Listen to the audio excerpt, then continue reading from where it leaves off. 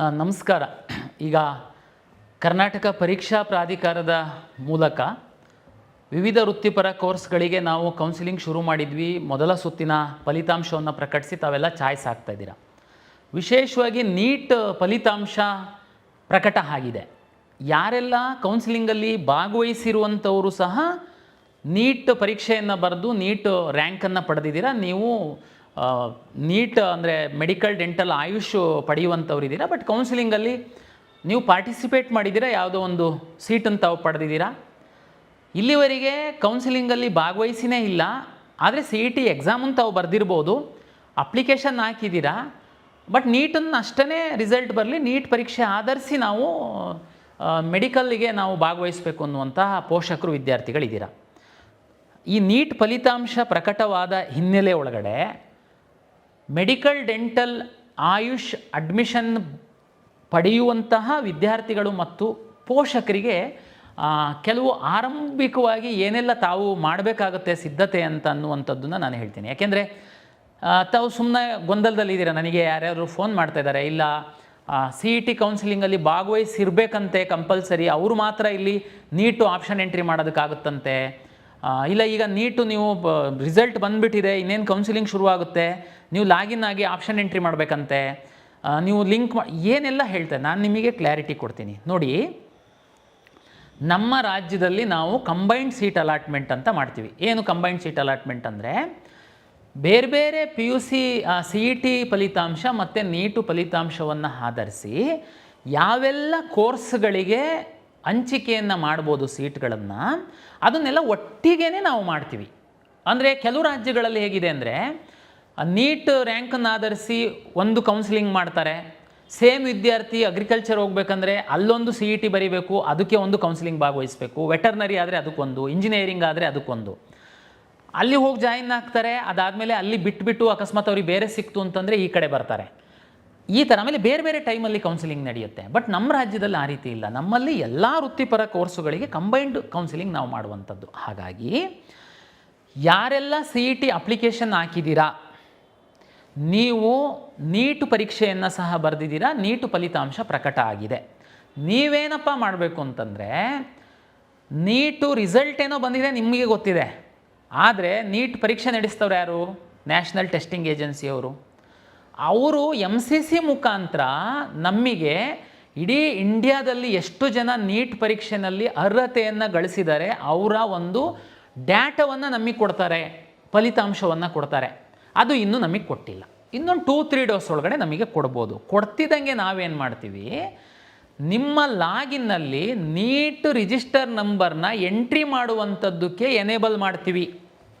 ನೀವೇನು ಮಾಡಬೇಕು ಅಂತಂದರೆ, ನೀವು ಹೆಂಗೆ CETದು ಅಪ್ಲಿಕೇಶನ್ನ ಹಾಕಿದ್ರಿ, ನಂತರ ಆಲ್ ಟಿಕೆಟ್ ಡೌನ್ಲೋಡ್ ಮಾಡ್ಕೊಂಡ್ರಿ, CET ರಿಸಲ್ಟನ್ನು ನೋಡಿದ್ರಿ, ಲಾಗಿನ್ ಆದ್ರಿ. ಕೆಲವರು ಈಗ ಆಪ್ಷನ್ ಎಂಟ್ರಿ ಮಾಡುವಂಥದ್ದಕ್ಕೆ ಲಾಗಿನ್ ಆದ್ರಿ. ಅದೇ ರೀತಿ ಲಾಗಿನ್ ಆದರೆ ಅಲ್ಲಿ ನೀಟ್ ರಿಜಿಸ್ಟರ್ ನಂಬರ್ನ ಎಂಟ್ರಿ ಮಾಡುವಂಥದ್ದು ಒಂದು ಬಾಕ್ಸ್ ಇರುತ್ತೆ. ತಾವಲ್ಲಿ ನೀಟ್ ನಂಬರ್ ಎಂಟ್ರಿ ಮಾಡ್ತಿದ್ದಾಗೇ ನಮಗೆ ನ್ಯಾಷನಲ್ ಟೆಸ್ಟಿಂಗ್ ಏಜೆನ್ಸಿಯವರು MCC ಮೂಲಕ ನಮಗೆ ಕೊಟ್ಟಿರುವಂತಹ ನಿಮ್ಮ ಫಲಿತಾಂಶದ ಡೇಟಾ ಫೆಚ್ ಆಗುತ್ತೆ.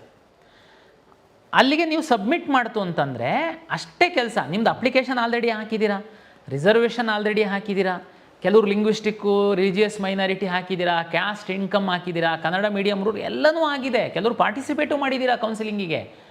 ಈಗ ನೀವು ಬೇರೆ ಏನು ಮಾಡೋ ಅಗತ್ಯ ಇಲ್ಲ. ನೀವು ನೀಟ್ ನಂಬರ್ನ ನಿಮ್ಮ ಅಪ್ಲಿಕೇಶನಿಗೆ ಲಿಂಕ್ ಮಾಡಿದರೆ ನಿಮ್ಮ ನೀಟ್ ರ್ಯಾಂಕು ಇಲ್ಲಿಗೆ ಫೆಚ್ ಆಗಿ ಬಂದು ಕೂತ್ಕೊಳ್ಳುತ್ತೆ. ನೆಕ್ಸ್ಟು ನೀವು ನಿಮ್ಮ ವೆರಿಫಿಕೇಷನ್ ಸ್ಲಿಪ್ಪನ್ನು ಮತ್ತೊಮ್ಮೆ ತಾವು ಡೌನ್ಲೋಡ್ ಮಾಡಿದರೆ ಅದರಲ್ಲಿ ನೀಟ್ ರ್ಯಾಂಕು ಡಿಸ್ಪ್ಲೇ ಆಗುತ್ತೆ. ಈಗ ಆಲ್ರೆಡಿ ನಿಮಗೆ ಇಂಜಿನಿಯರಿಂಗು, ವೆಟರ್ನರಿ, ಅಗ್ರಿಕಲ್ಚರು ಇವೆಲ್ಲ ರ್ಯಾಂಕ್ ಬಂದಿದ್ದಾವೆ. ನೀಟ್ ರ್ಯಾಂಕ್ ಒಂದು ಅಲ್ಲಿ ಬಂದು ಕೂತ್ಕೊಳ್ಳುತ್ತೆ. ಅಲ್ಲಿಗೆ ಒಂದು ಸ್ಟೇಜಿನ ಕೆಲಸ CET ಅಪ್ಲಿಕೇಶನ್ ಹಾಕಿರೋರ್ದು ಮುಗೀತು. ನೆಕ್ಸ್ಟ್ ಏನು ಮಾಡಬೇಕು ಅಂತಂದರೆ, MCC ಅವರು ಟೈಮ್ ಟೇಬಲ್ನ ಅನೌನ್ಸ್ ಮಾಡ್ತಾರೆ.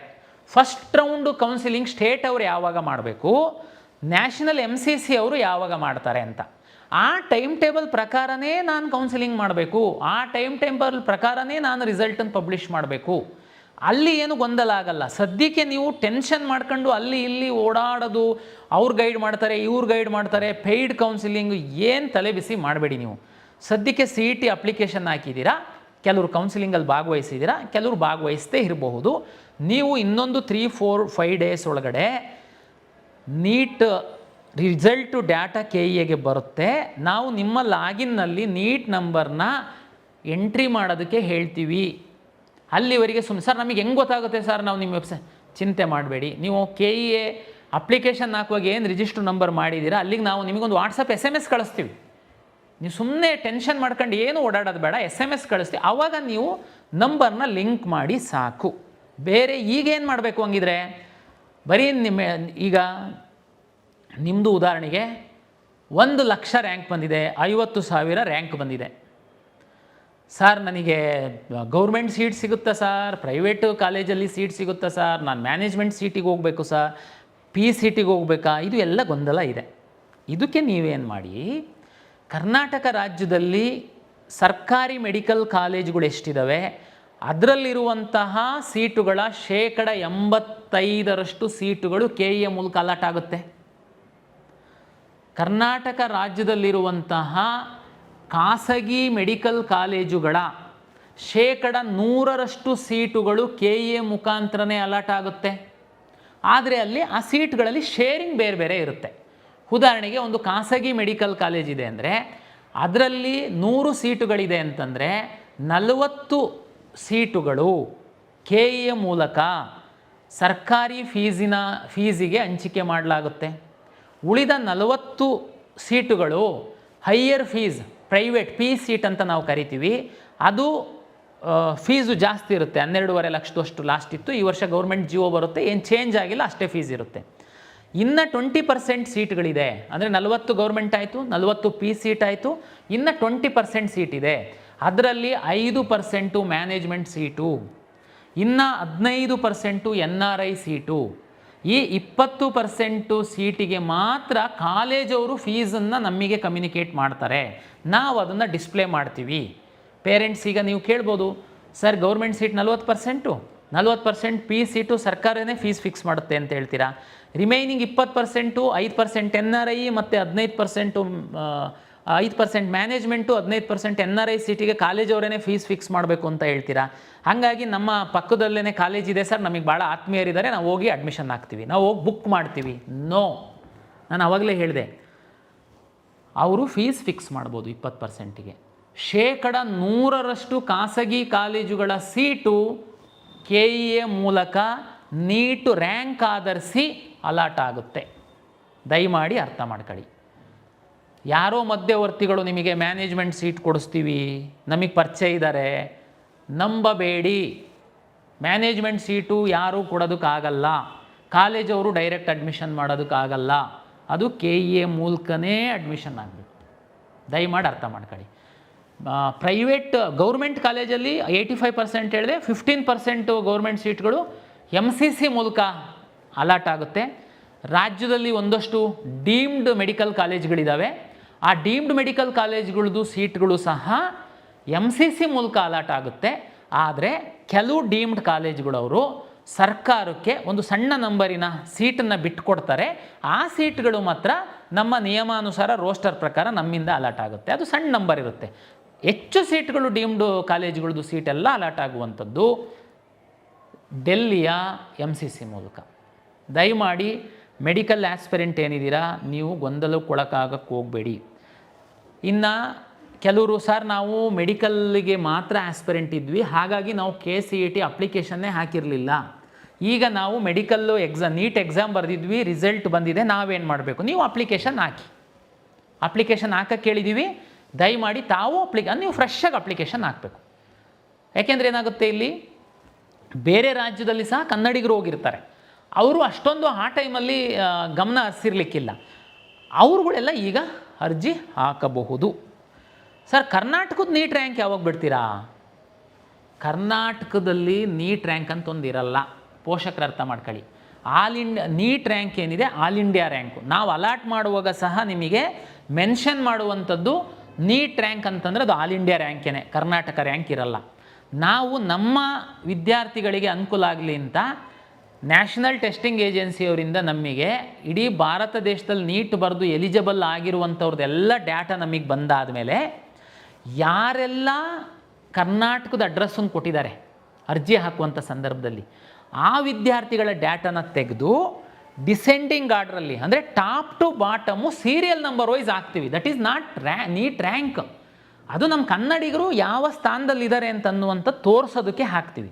ಅಲ್ಲೂ ಒಂದು ಅರ್ಥ ಮಾಡ್ಕೊಳ್ಳಿ, ಅದು 90% ಅಷ್ಟೇ ಕರೆಕ್ಟು. ಲಾಸ್ಟ್ ಟೈಮ್ ನಾವು ಈ ಥರ ಒಂದು ಅಲಾಟ್ ಮಾಡಿದ್ವಿ. ಮಾಡಿದ ಮೇಲೆ ನಾವು ಸೀಟ್ ಅಲಾಟ್ ಮಾಡುವಾಗ ಕನ್ನಡಿಗರು ಸೀಟು ಅಂದರೆ ನಾರ್ಮಲಿ ತಮಗೆಲ್ಲ ಗೊತ್ತಿದೆ 40% ಸೀಟು ಮತ್ತು ಗೌರ್ಮೆಂಟ್ ಮೆಡಿಕಲ್ ಕಾಲೇಜಿನ 85% ಸೀಟು ನಾವು ಅಲಾಟ್ ಮಾಡುವಂಥದ್ದು ಕನ್ನಡಿಗರಿಗೆ ಮಾತ್ರ, ಎಲ್ಲ ನಿಯಮಾನುಸಾರ. ನಾನು ಡಿಸೆಂಡಿಂಗ್ ಆರ್ಡ್ರಲ್ಲಿ ಕರ್ನಾಟಕದ ರೆಸಿಡೆನ್ಷಿಯಲ್ ಅಡ್ರೆಸ್ ಕೊಟ್ಟಿರೋದು ಒಂದು ಪಟ್ಟಿ ಹಾಕಿದ್ದೆ. ಅದಾದಮೇಲೆ ರಿಸಲ್ಟ್ ಅನೌನ್ಸ್ ಮಾಡಿದಾಗ ಕೆಲವು ವಿದ್ಯಾರ್ಥಿಗಳು ಈ ಪಟ್ಟಿನಲ್ಲಿ ಇಲ್ದಿರೋರು ಅಲ್ಲಿದ್ದರು. ಇದು ಹೆಂಗೆ ಸಾಧ್ಯ ನೋಡಿ, ಇವರು ಕನ್ನಡಿಗರೇ ಅಲ್ಲ, ಅವರಿಗೆ ಗೌರ್ಮೆಂಟ್ ಸೀಟನ್ನು ಕೊಟ್ಟಿದ್ದಾರೆ ಅಂತ. ಹಂಗಿರಲ್ಲ ನೋಡಿ.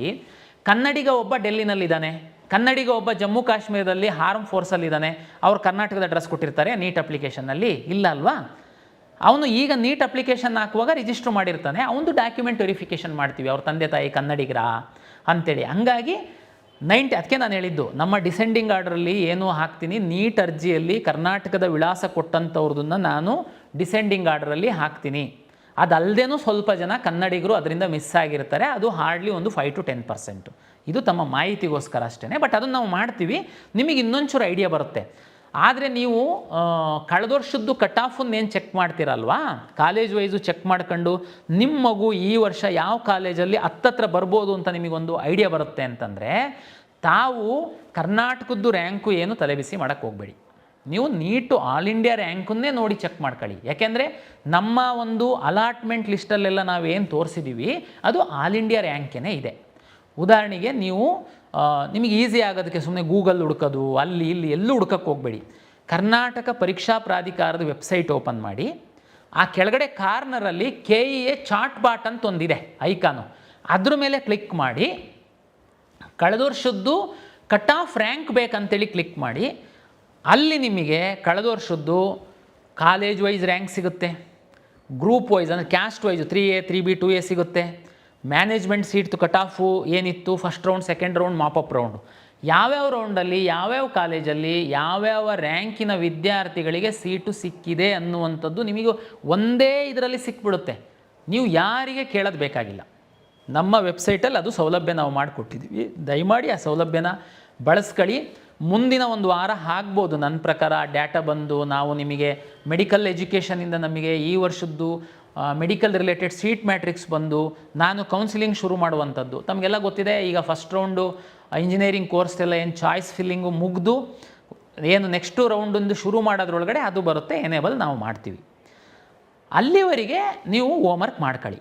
ಸುಮಾರು ಜನ ಯಾರು ನಾನೀಗಾಗಲೇ ಬೇರೆ ವಿಡಿಯೋದಲ್ಲಿ ಕ್ಲಾರಿಫೈ ಮಾಡಿದ್ದೀನಿ, ಯಾರು ಕೌನ್ಸಿಲಿಂಗಲ್ಲಿ ಭಾಗವಹಿಸಿದ್ದೀರಾ, ಮೆಡಿಕಲ್ ಆಸ್ಪರೆಂಟ್ ಇದ್ದೀರಾ, ದಯಮಾಡಿ ಅಡ್ಮಿಷನ್ ಆಗೋಕ್ಕೆ ಹೋಗಬೇಡಿ. ಚಾಯ್ಸ್ 2 ಹಾಕಿ ವೆಯ್ಟ್ ಮಾಡಿ.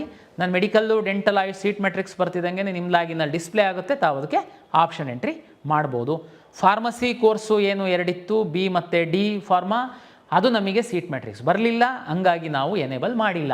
ಅವರು ಸೀಟ್ ಮ್ಯಾಟ್ರಿಕ್ಸ್ ಕೊಡ್ತು ಅಂತಂದರೆ ಸೆಕೆಂಡ್ ರೌಂಡಲ್ಲಿ ನಾವು ಎನೇಬಲ್ ಮಾಡ್ತೀವಿ.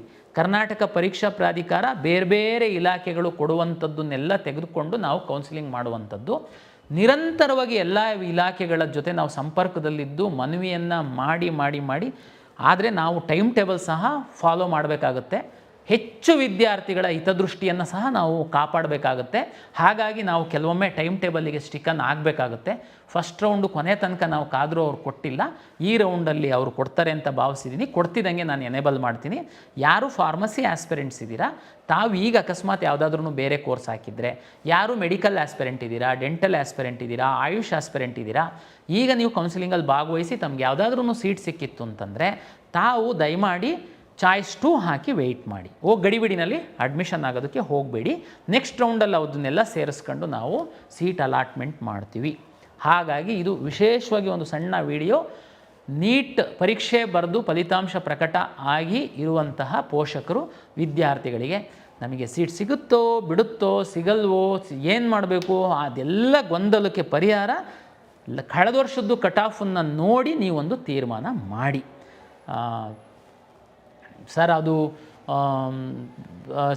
ಮ್ಯಾನೇಜ್ಮೆಂಟಿಗೆ ಹೋಗ್ಬೇಕಾ, PCTಗೆ ಹೋಗ್ಬೇಕಾ, ಅಕಸ್ಮಾತ್ ಪ್ರೈವೇಟ್ ಸೀಟ್ ಸಿಕ್ತು ಅಂತಂದರೆ ನಾನು ನೆಕ್ಸ್ಟ್ ರೌಂಡಲ್ಲಿ ಏನು ಮಾಡಬೇಕು, ಅದು ಎಲ್ಲ ನಾನು ಹೇಳ್ತೀನಿ ಮುಂದಿನ ವಿಡಿಯೋದಲ್ಲಿ. ಒಮ್ಮಿಗೆ ಎಲ್ಲ ತಲೆಬಿಸಿ ಮಾಡಬೇಡಿ.